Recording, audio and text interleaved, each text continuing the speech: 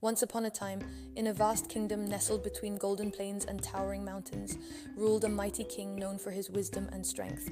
His name was King Nguvu.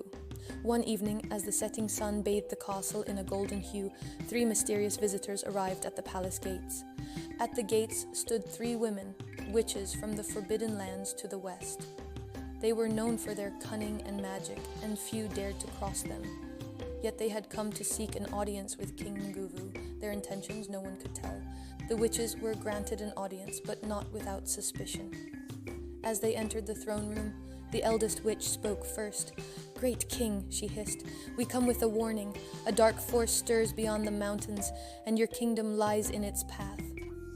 King Nguvu, wise and cautious, did not trust the witches, but he could not dismiss the threat they spoke of. "What do you seek in return for your warning?" he asked, his deep voice echoing through the chamber. The eldest witch stepped forward.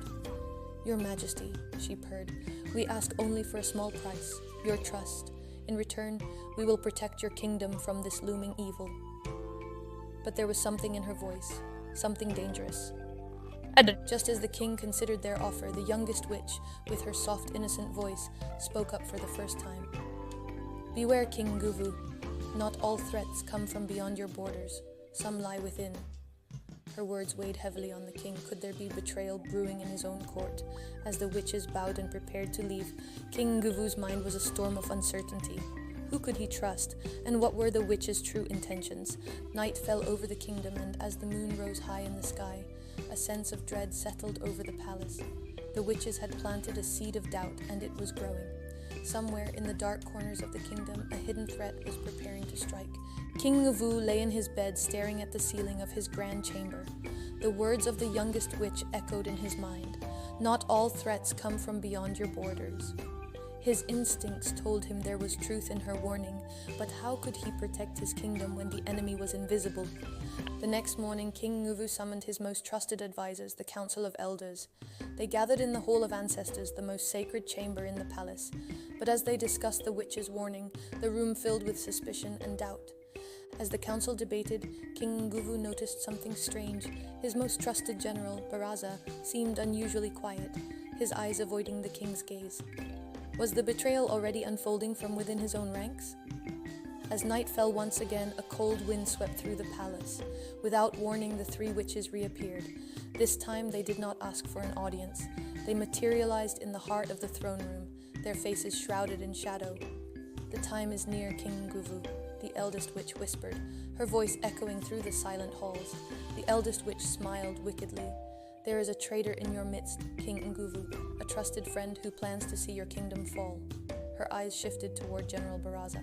"But you already know that, don't you?" The king's heart raced. How much did the witches know, and how far had the betrayal gone? King Nguvu was faced with an impossible choice.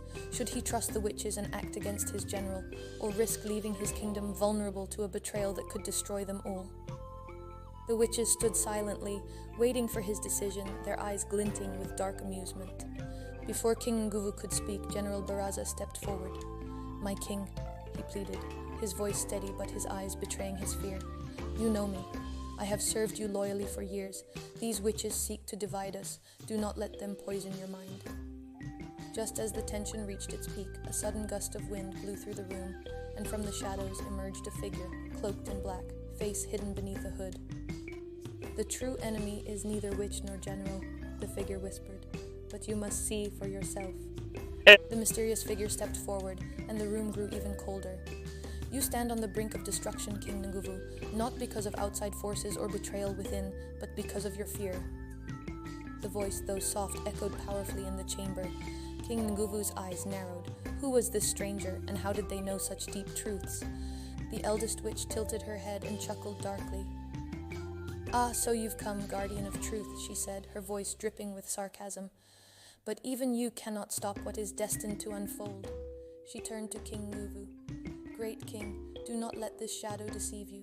The true threat lies in the heart of your kingdom, and if you do not act, it will be too late." King Nguvu's mind raced. He had always trusted his instincts, and they had guided him well. But now, with the fate of his kingdom hanging in the balance, doubt gnawed at his heart. Could he truly trust these witches? Or was the figure in the shadows offering the path to salvation? The figure in the cloak slowly lowered their hood, revealing a face that took everyone by surprise. It was an elder woman, Coco, the ancient seer who had long been thought lost to time. "My king," she said softly, "I have come to show you the truth." Her eyes, aged and wise, glistened with tears. "Fear has clouded your judgment, but the path forward lies not in suspicion, but in trust." Coco stretched out her hand, and a swirl of light filled the room.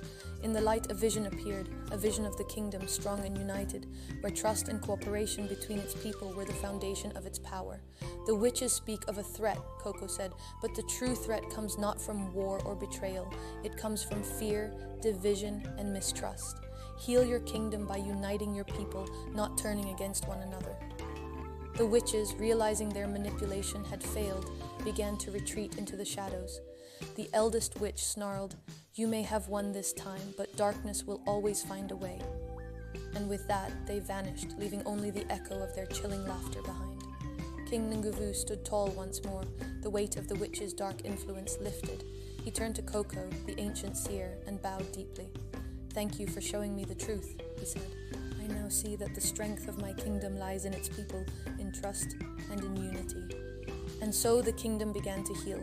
King Nguvu called upon his people to unite and work together to protect their land, not through fear or suspicion, but through strength in unity.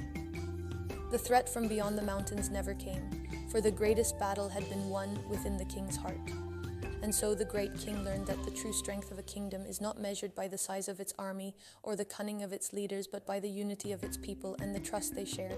Fear divides and weakens, but trust builds and strengthens. In the end, it was not magic or force that saved the kingdom, but the power of belief in one another. Hope you like this story. Subscribe if you find the story interesting.